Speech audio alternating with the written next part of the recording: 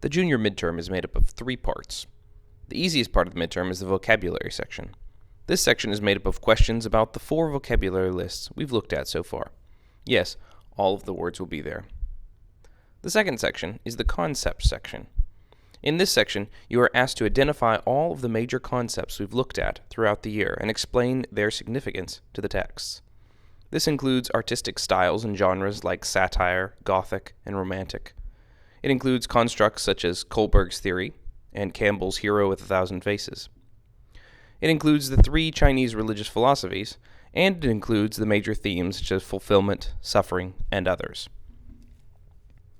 Basically, any term we've spent time explaining, you should be able to connect to a piece of literature and explain its significance. Finally, we have the passages. I'll include excerpts from each of the texts we've looked at. It might be worth noticing that since Scarlet Letter and Faust are both romantic works, you should try to identify romantic elements in the passages. And since Candide and Monkey are both satire, it might be worth noticing that both passages contain satirical elements. Scarlet Letter. Passage 1. It may be true that, to a sensitive observer, there was something exquisitely painful in it. Her attire, which indeed she had wrought for the occasion in prison, and had modeled much after her own fancy, seemed to express the attitude of her spirit, the desperate recklessness of her mood, by its wild and picturesque peculiarity. But the point which drew all eyes, and, as it were, transfigured the wearer, so that both men and women, who had been familiarly acquainted with Hester Prynne, were now impressed as if they beheld her for the first time. That was the Scarlet Letter, so fantastically embroidered and illumined upon her bosom. It had the effect of a spell, taking her out of the ordinary relations with humanity, and enclosing her in a sphere by herself. This passage reveals both Hester for the first time and the Scarlet Letter. It's worth noting that its excellent characterization. We see the guilt and the penitence in the very first line, in the fact that her attire is painful to her. Her presentation is painful to her. We also see that she has a strong sense of independence and strength.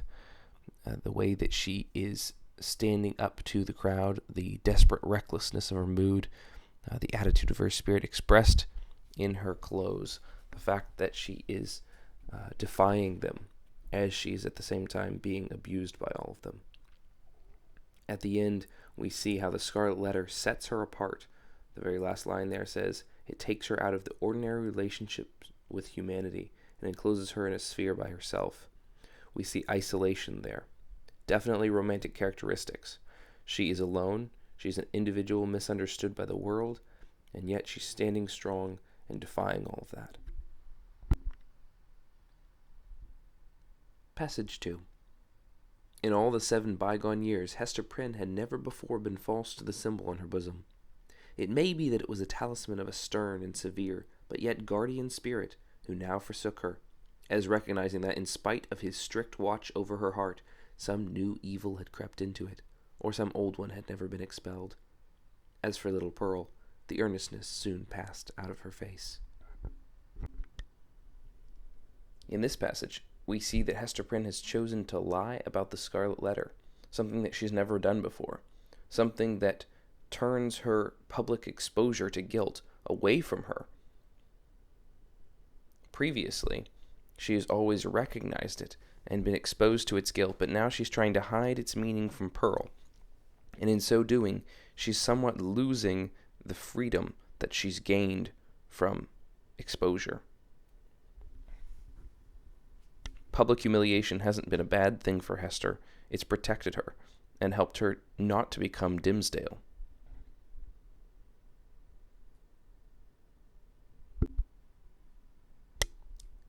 Passage 4. I do forgive you, Hester, replied the minister at length, with a deep utterance out of an abyss of sadness, but not anger. I freely forgive you now. May God forgive us both. We are not, Hester, the worst sinners in the world. There is one worse than even the polluted priest. That old man's revenge has been blacker than my sin. He has violated in cold blood the sanctity of a human heart. Thou and I, Hester, never did so. Never, never, whispered she. What we did had a consecration of its own. We felt it so. We said so to each other. Hast thou forgotten it? This passage reminds them both that their sin was mutual and was different than Chillingworth's sin. Chillingworth's sin was an attempt to destroy someone, whereas theirs came motivated by love, even though it was definitely wrong and caused them endless grief. Theirs was a love sin, and therefore it seemed more innocent, at least in the moment. It seemed to have a consecration of its own. Compare this passage to the passage of Gretchen speaks as she's standing by the well in Faust. Passage 4. "Shall we not meet again?" whispered she, bending her face down close to his. "Shall we not spend our immortal life together? Surely, surely we have ransomed one another with all this woe. Thou lookest far into eternity with those bright, dying eyes. Then tell me what thou seest." "Hush, Hester, hush," said he, with tremulous solemnity. "The law we broke, the sin here so awfully revealed, let these alone be in thy thoughts. I fear it may be that when we forgot our God, when we violated our reverence each for the other's soul, it was thenceforth vain to hope that we should meet hereafter in an everlasting and pure reunion. God knows, and he is merciful. He hath proved his mercy most of all by my afflictions, by giving me this burning torture to bear in my breast, by sending yonder dark and terrible old man to keep the torture always at red heat, by bringing me hither to die this death of triumphant ignominy before the people. Had either of these agonies been wanting, I had been lost forever. Praised be his name, his will be done. Farewell." In this passage, we see the climactic death of Arthur Dimmesdale, and Hester asks him as he's dying if there is a possibility of them being together in the afterlife. We see the romantic desire for love and unity, but at the same time, Dimmesdale hushes her and asks her to return to her thoughts of penitence. Penitence seems at odds with the idea of the two being together because of their mistake. On the other hand, he does emphasize how God is merciful, the idea of providence so important to Puritan ideology, the fact that God influences everything. And in this case, Dimmesdale credits God with sending him torture and pain because the torture and pain eventually led to him being able to expose his sin and reveal it to the people, and so be purged and be saved from the hypocrisy that he'd been carrying all his life. Notice the intense emotions here, the feelings of isolation,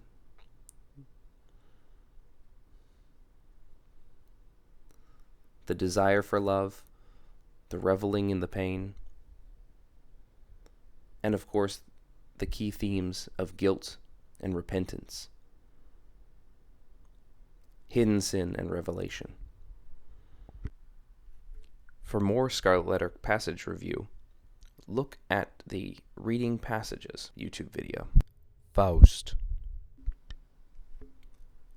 Passage 1. In the beginning was the Word. Thus runs the text. Who helps me on? Already I'm perplexed. I cannot grant the word such sovereign merit. I must translate it in a different way, if I'm indeed illumined by the Spirit.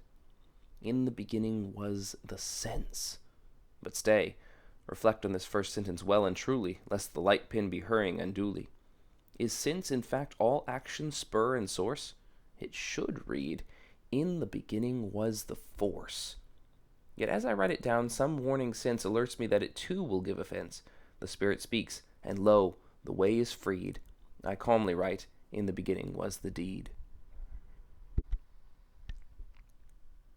In this passage, Faust is in his study translating the Bible, but he gets caught on the first line. The first line, in the beginning was the Word, halts him because he doesn't like the word word. Notice the connection to language here, which is such an important theme to Faust. Faust doesn't like words. He doesn't like language because it feels hollow and empty. Instead, he seeks beyond it and looks for the true meaning behind things. He tries to find the essence of the thing. And so he changes the word to since. But since isn't good enough either, because since is not where true meaning lies. Even if you find the meaning behind the word, it doesn't give the word power. He says, is since in fact all action spur and source? So then he changes it to force. In the beginning was the force, the potential, the power. But yet, power and potential are nothing unless they're enacted. And so he finally changes, and satisfied with the change, the word deed, the action that something performs. Again, this is a good summary of the expression, actions speak louder than words. Throughout the whole story, Faust is going to turn to words and try to find meaning beyond them in the true essence of the thing. Passage 2. O blessed he about whose brow he winds the blood-stained laurels of victorious war, or whom, spun breathless off the ballroom floor, locked in a maiden's arm, he finds. Oh, had I sunken lifeless, wasted of bliss before the lofty spirit's might. This passage reveals Faust talking to Mephistopheles, and he's emphasizing his desire for death. But notice the kind of death he desires. He mentions 3. 1, in victorious war. 2, while dancing with a maiden. And 3, at the moment of conjuring the earth spirit. All 3 are moments of overwhelming success, moments of greatness, moments of fulfillment. It shows that he desires to die, but to die in a moment where he truly captures the moment and truly feels everything he wants to feel. This idea sets up the deal between Mephistopheles and Faust, where Mephistopheles offers him pleasure in exchange for his soul, and Faust counteroffers with fulfillment. Passage 3. How readily I used to blame some poor young soul that came to shame, never found sharp enough words like pins to stick into other people's sins. Black as it seemed, I tarred it to boot, and still never black enough to suit. Would cross myself, exclaim and preen, now I myself am bared to sin. Yet all of it that drove me here, God, was so innocent, was so dear. In this passage, Gretchen has just realized how different she is from what she used to be. Now that she's exposed to sin by being in a relationship with Faust, she has become a sinner, just like those she used to mock. But yet, in the end, the whole experience felt so innocent and so dear to her that she didn't realize what she was getting herself into. She never thought she'd do things like this. She never thought she'd get herself into this kind of situation. In fact, she looked down upon people who were in this situation. But the path was easy, and it felt right at the moment. Again, showing her isolation, romanticism, and just the human tendency to rationalize when we do something we want to do, even if we know it's not a good thing for us. Candide. Passage 1. It is clear, said he, that things cannot be otherwise than they are, for since everything is made to serve an end, everything necessarily serves the best end. Observe, noses were made to support spectacles, hence we have spectacles. Legs, as anyone can plainly see, were made to be breeched, and so we have breeches. Stones were made to be shaped and to build castles with. Thus my lord has a fine castle, for the greatest baron in the province should have the finest house. And since pigs were made to be eaten, we eat pork all year round. Consequently, those who say everything is well are uttering mere stupidities. They should say everything is for the best. This passage summarizes Pangloss's views about the world, how everything works out for the best, but also the idea that everything has a purpose, and that everything is constructed through a series of cause and effect. Unfortunately, his logic is rather twisted, and he always puts the effect before the cause. Instead of spectacles being made to fit noses, He says that noses were made to support spectacles.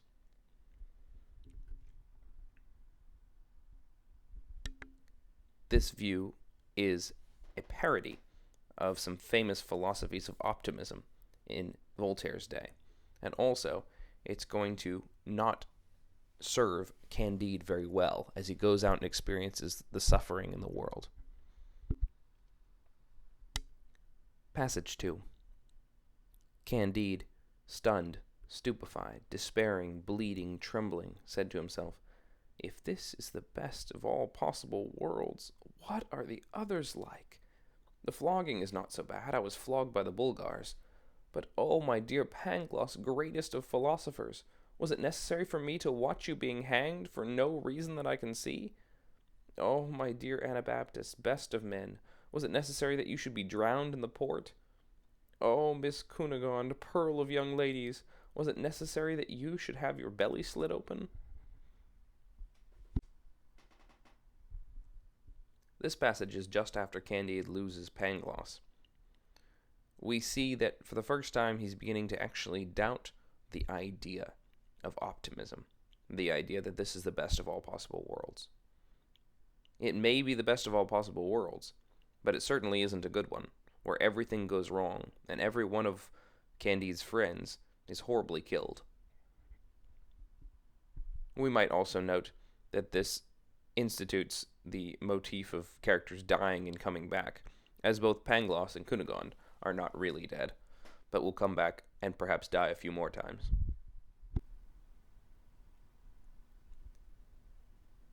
Passage 3. As I survey this globe, or globule rather, I think that God has abandoned it to some evil spirit. All of it except El Dorado.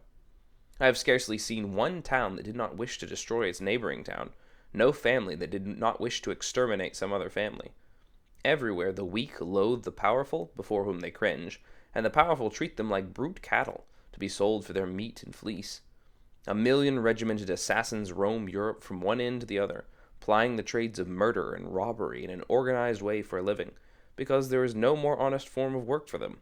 And in the cities, which seem to enjoy peace, and where the arts are flourishing, men are devoured by more envy, cares, and anxieties than a whole town experiences when it's under siege. Private griefs are even worse than public trials.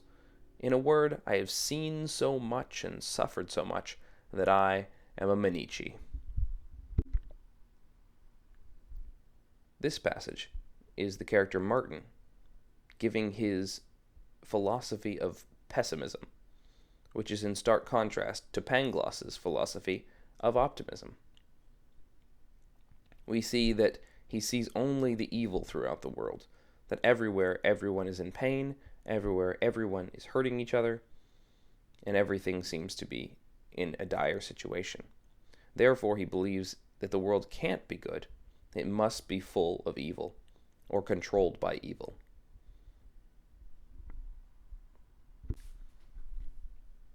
Passage 4. "That is well put," said Candide, "but we must cultivate our garden." This line is one of the most famous in Candide, cultivating your garden. Cultivate your garden means to mind one's own business. It also means to work hard, because through hard work and minding one's own business, you avoid a lot of the evils of the world. You make the best of your situation, no matter how painful it is, and you also avoid evils that come from boredom.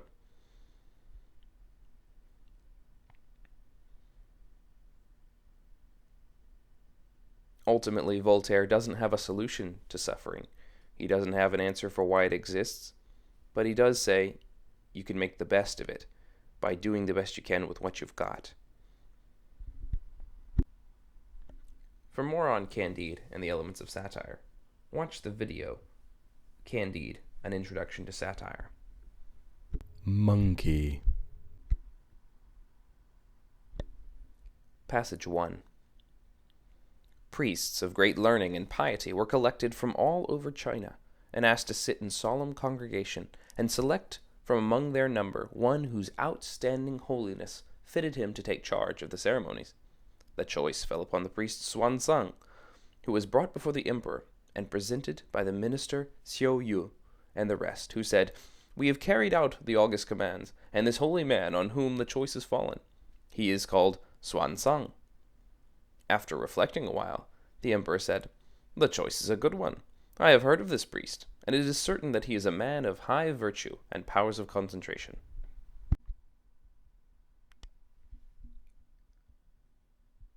This passage is the moment in which Xuanzang, later known as Tripitaka, is selected to perform the great mass for the dead, which will ultimately lead to his being selected to go on the journey to the west to find the Buddhist scriptures.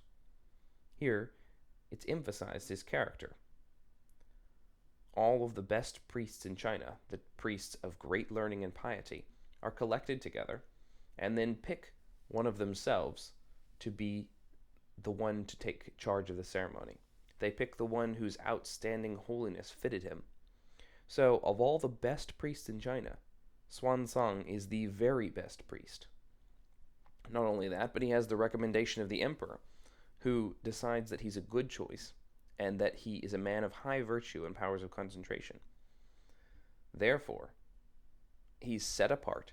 He's the most important priest in China, and he's very, very holy. But unfortunately, all of these wonderful characteristics don't necessarily stand him in good stead once he starts the quest. We saw the irony between the description of his holiness and perfection here, and the way he sits down and cries at every single obstacle on his way to the west. Passage 2. "A priest," said Tripitaka, "should be ready to die rather than commit acts of violence." "I don't mind telling you," said Monkey, "that 500 years ago, when I was king, I killed a pretty fair number of people, and if I had held your view, I should certainly never have become the great sage equal of heaven." "It was because of your unfortunate performances in heaven," said Tripitaka, "that you had to do penance for 500 years. If now that you have repented and become a priest you go on behaving as in old days, you can't come with me to India. You've made a very bad start." This passage is a conversation between Tripitaka and Monkey about violence. We see here how impulsive Monkey is, how he doesn't mind killing people, which is certainly out of character for a Buddhist monk who is supposed to alleviate suffering in the world and not inflict it. Also, we see Tripitaka attempting to teach Monkey early on how to be a good Buddhist, but later we see the hypocrisy there as Tripitaka counteracts this particular command to avoid violence when he causes violence to Monkey by using the squeezing head fillet. We also note here Monkey's ambition, how he still values his title of Great Sage Equal of Heaven, and the opportunity he had to rise to that particular position. He still is arguing that you'll never succeed unless you're ambitious and violent.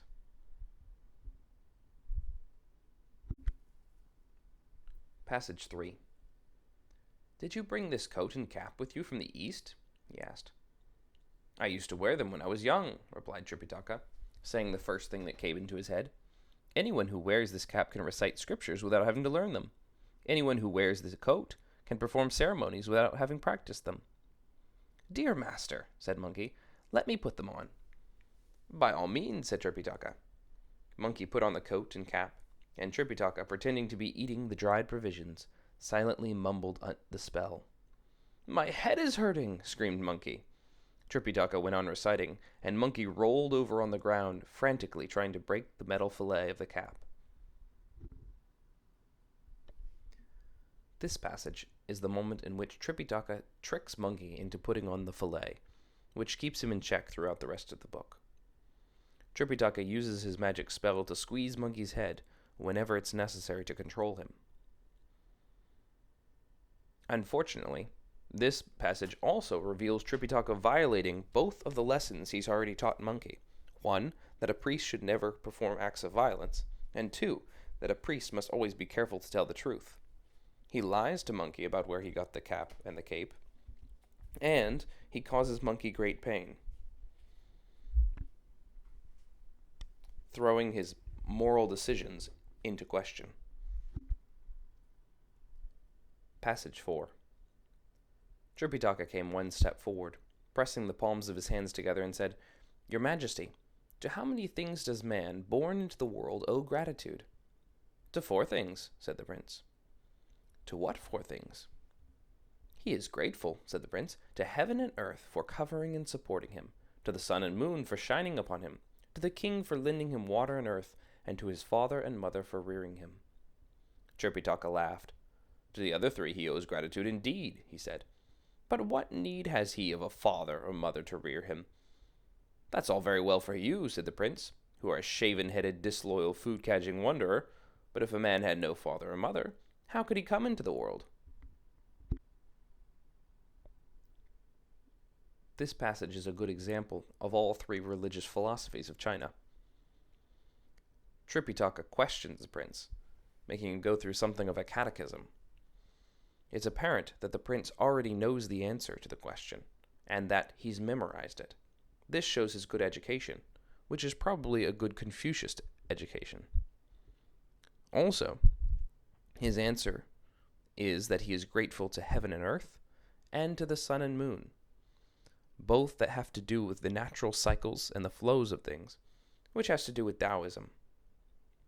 But his other 2 responses, that he owes gratitude to the king for lending him water and earth, and to his father and mother for rearing him, have to do with the idea of Confucianism, the idea that one owes respect to one's authority figures, and that one has a certain duty to people.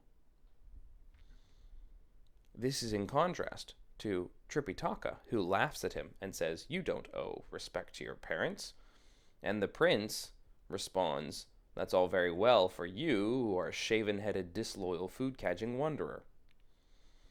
Now, a shaven-headed, disloyal, food-catching wanderer seems to be quite an insult.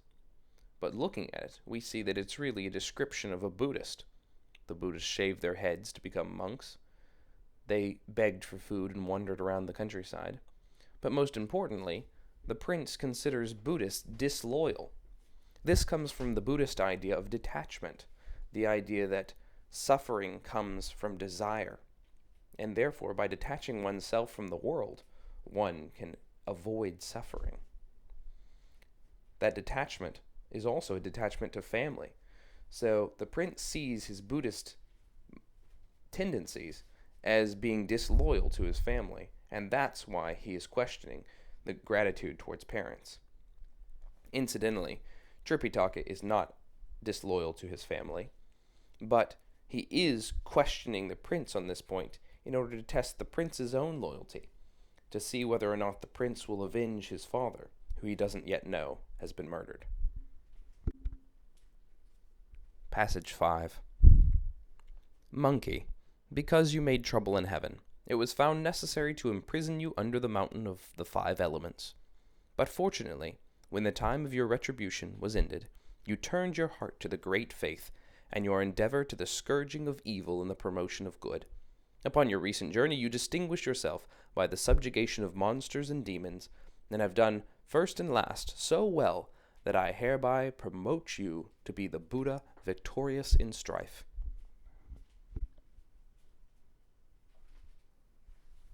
We see here at the end of their journey the disciples receiving their reward.